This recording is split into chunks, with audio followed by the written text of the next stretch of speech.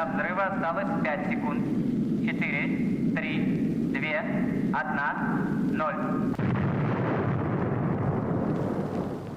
То, что мы видим сейчас на экране, документальные кадры. Это самый настоящий ядерный взрыв. И не где-нибудь, а на территории Советского Союза. Нет, на нас не сбрасывала ядерную бомбу ни Германия, ни Америка, ни кто бы то ни было извне. Это дело рук советских ученых и инженеров в рамках так называемой программы «Мирный атом». Ядерные взрывы производились в промышленных целях. И всего на территории Союза их было, только представьте себе, 124.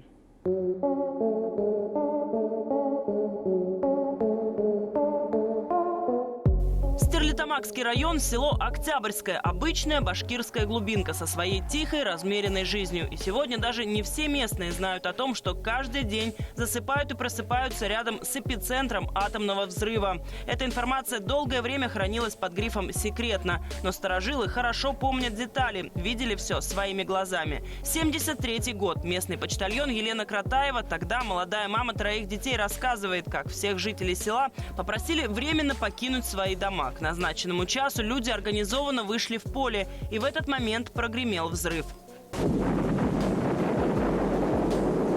Толчок. Равновесие, конечно, мы потеряли. Кто попадал, кто сидел. Неприятное вот такое ощущение. У людей, у некоторых печки поломались, потом у некоторых стекла потрескались. Стояли мы на улице. Была погода довольно-таки хорошая. Почувствовали вот именно колыхание как бы земли. И какой-то такой вот далекий гул. Ну, дети обсуждали и спрашивали, что у вас, побилось, разрушилось. Сельской учительнице Нине Крыловой тогда было 24. Вспоминает, в тот день в школе отменили занятия. И это оказалось правильным решением, потому что стены здания пострадали от ударной волны. В школе детей не было, и уже были строители. Вот очень сильно обрушилось, как потолок, и где окна. Уже рабочие стояли, машины, и стекло привезли, и все, весь строительный материал. Взрыв ощутили даже на расстоянии 40 километров в Стерлитамаке. В то время здесь жил и учился в 9 классе историк Рамиль Рахимов. Произошло такое, в общем-то, землетрясение самое настоящее. То есть загремела посуда в квартире. Значит, я удивился, посмотрел, часы остановились, которые настенные были. Я никогда не видел, чтобы часы вот, они тикали, и вдруг перестало тикать. Вот такая тишина странная.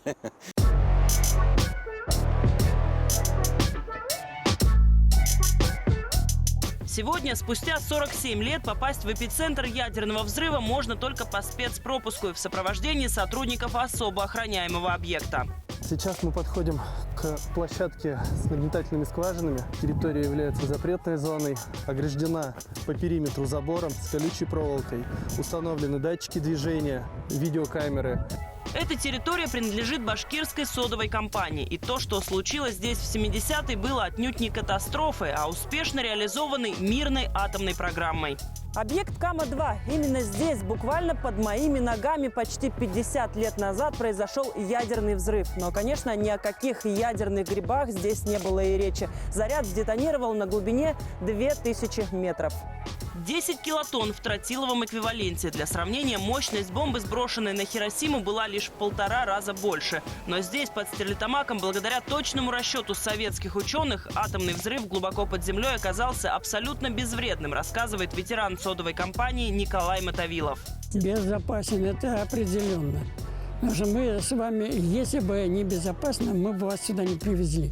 Весь технологический цикл по взрыву, по его разбуриванию прошел идеально. Ядерный взрыв был нужен для создания огромного подземного пласт-коллектора, в который теперь предприятие сливает свои сточные воды. Николай Александрович поясняет технологию процесса, которым занимались военные. Вначале опустили заряд, потом залили бетоном, потом произошел взрыв. Здесь соединения с атмосферой нет, потому что все залито бетоном. Схематично это выглядит так. Землю пробуривают на глубину более 2 километров. Туда опускают ядерный заряд. Затем скважина полностью по всей глубине заливается сверхпрочным буровым раствором. Дается время на застывание. И только потом взрыв. В результате на глубине образуется не емкость в привычном понимании, а множество трещин в природном геологическом пласту, в который теперь с помощью специальных дизельных насосов под давлением закачивается жидкость. С помощью вот этого насоса ведется закачка дистиллированной жидкости с расходом 135 кубов в час в подземные горизонты на глубину 2 километров. Сюда, к скважине, сточные воды поступают по трубам напрямую с завода, где они предварительно отстаиваются в огромных резервуарах.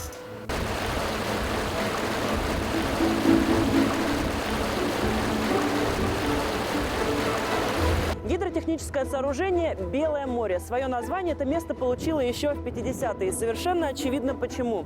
Цвет воды бирюзовый, как на популярных морских курортах. Такой оттенок за счет того, что вода очень соленая. Температура замерзания минус 11 градусов. Но даже при более низкой температуре она никогда не превращается в твердый лед. Вот как эти искусственные моря выглядят на снимке со спутника. Отсеки четкой геометрической формы. В них так называемая дистиллерная жидкость, не путать с дистиллированной. Это раствор солей, продукт переработки БСК. При производстве 1 тонны соды образуется 10 тонн такой воды. Абсолютно безвредная жидкость – это обычные солевые растворы натрия, хлор и кальция, хлор. В медицине вода для инъекции – это хлорид натрия. Кальций хлористый таким же раствором поливают дороги в городе зимой. Завсегдаты этого места – дикие лебеди. Сегодня мы застали сразу 11 пар. Однако, если сливать настолько соленый раствор в пресной реке в больших количествах, это может нарушить экологический баланс. Именно поэтому стоки по трубопроводу отправляются на объект Кама-2, где и закачиваются глубоко под землю в пласт-коллектор, подготовленный ядерным взрывом почти полвека назад. Если говорить про технологию нынешнюю, она является наиболее эффективной. Это по мировому опыту. В той же Америке, в Соединенных Штатах, порядка 50 скважин работает по этой технологии. Когда говорят, что какие-то емкости переполнены, но это дилетантский такой подход. Емкости как таковой нет. Это огромный пласт-коллектор, который простирается на сотни километров, имеет огромный объем. И переполнить его, это практически невозможно. Вопрос, который сразу приходит на ум: куда же делась радиация? Не выходит ли на поверхность и не попадает ли в грунтовые воды? Провожу замер уровня радиации. Лаборант-дозиметрист выезжает на Каму-2 каждый месяц. Проводит замеры радиации в воздухе, почве и воде. Сегодня показатели от 3 до 6 микрорентген при норме в 35. Образцы проб воды, привезенные с объекта Кама-2, выпаренная вода, вставляем в бета-спектрометр для дальнейшего измерения техногенного радионуклида стронция. Уровень радиации исследуется и на глубине. Для этого по всей территории объекта пробурены специальные наблюдательные скважины. Геофизик с колоссальным 55-летним стажем Валиахмед Вахитов впервые приехал сюда еще до запуска и с тех пор регулярно проводит геофизические исследования от специализированной госорганизации. Все пробы отправляются на анализы в Москву. Мы измеряем во всех скважинах, радиация находится на уровне естественного фона. От 2 до 10 микрорентген в час. При этом сам геофизик живет в соседнем селе. И безопасности этого места уверен на 100%, ведь от качества его исследований зависит здоровье его семьи. Он объясняет, почему радиация и сточные воды не выходят на поверхность. Все дело в слоеной структуре Земли. Специалисты называют это подземными горизонтами. Рабочий горизонт – тот самый на глубине 2 километров, в котором был ядерный взрыв. Выше 2 водоупорных горизонта – это глина и суглинки, которые не пропускают воду и радиоактивное излучение. Исследователь проводит аналогию со стопкой блинов и вареньем. Вот возьмем блин, несколько слоев, да? Туда протрем в самом низе шприцем каким-нибудь, и туда закачаем внизу. Она наверх не выйдет, она отойдет вот так. Точно так же Земля у нас. Это моя любимая лаборатория каротажной станции. Мы здесь живем и работаем, ездим по всей России, делаем геофизические исследования в скважинах.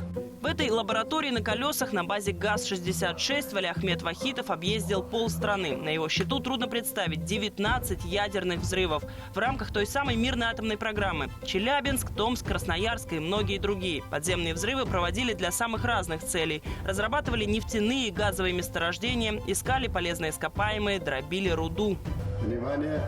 Начинаем геофизические исследования. Приготовиться спуск прибора.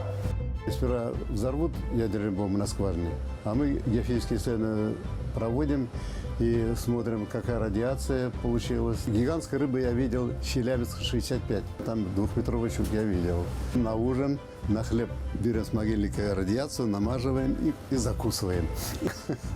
Но если без шуток, башкирский геофизик 8 лет проработал еще и в Казахстане на знаменитом Семипалатинском полигоне. Именно там был проведен самый первый ядерный взрыв в промышленных целях в январе 65-го. Его задачей было создание искусственного озера в засушливой местности. Образовалась огромная воронка. Осталось только прорыть канал и наполнить воронку паводковыми водами. Озеро получило название Чаган. Этот эксперимент оказался не самым удачным. Вода и местность вокруг даже спустя 55 лет остаются заражены радионуклидами. Километра 4 диаметра это озеро было. Ну, я же ходил по этому отвалу от взрыва. Мерил вот радиометром, там 3500 микрорентген показывал, да. Когда проводил, я смотрю, ребята там солдаты работали, я им говорю, солдатам надо смотреть, здесь радиация. Меня там ругали, зачем говоришь? Ну как не говорят, они же люди. Из 124 взрывов неудачными были признаны еще 2 в Ивановской области и в Якутии. В результате аварии там произошла утечка продуктов радиоактивного распада. Местные жители получили серьезные дозы облучения. Между тем, на территории Башкирии было в общей сложности 7 ядерных взрывов. 5 под городом Мелеузом, они получили кодовое название Бутан. Уже известный нам Кама-2 под Стерлитамаком и Кама-1 недалеко от Салавата. Здесь также был создан подземный коллектор для отходов. На этот раз для завода «Салават-нефтерксинтез», ныне «Газпром нефтехим Салават». По данным ученых, все 7 башкирских взрывов произошли без утечки радиации. Приезжали комиссии, которые делали замеры радиоактивного фона возможного. Иногда вот ходит, что вот там радиоактивность была. Не было. Это вот то, что гарантировали, что не будет радиоактивности, вот оттуда. Это было точно.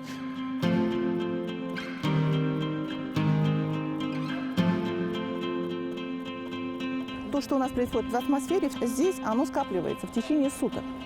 Аэрологическая станция Уфа-Дема работает с 1957 года. Здесь измеряют бета- и гамма-излучение в атмосфере региона. Наиболее опасен для человека гамма-диапазон. Подобные наблюдения проводятся ежедневно в 34 точках по республике. И за все время, говорят специалисты, в Башкирии ни разу не было зафиксировано превышение радиационного фона. Средний показатель 11 микрорентген, по юго-востоку 23. Для сравнения, критическим считается показатель в 60 микрорентген. Повышенный, как если можно так сказать, фон отмечается по юго-востоку, это Сибай. Это связано с выходом полезных ископаемых и с их добычей. Гранит, базальт и вот эти породы вулканического происхождения, но все равно это все в пределах естественного радиационного такого фона. Программа «Мирный атом» была свернута в конце 80-х, после катастрофы на Чернобыльской АЭС. Тогда по всей стране, в том числе и в Башкирии, проходили митинги. Общественность была напугана разрушительной силой атомной энергии. Также было остановлено начатое строительство атомной электростанции в городе Агидель, который был создан специально для этого, рассказывает кандидат физико-математических наук Ражаб Юмагужин. Чернобыль – это человеческий фактор. Человек, в принципе, везде может допустить ошибку, любую ошибку.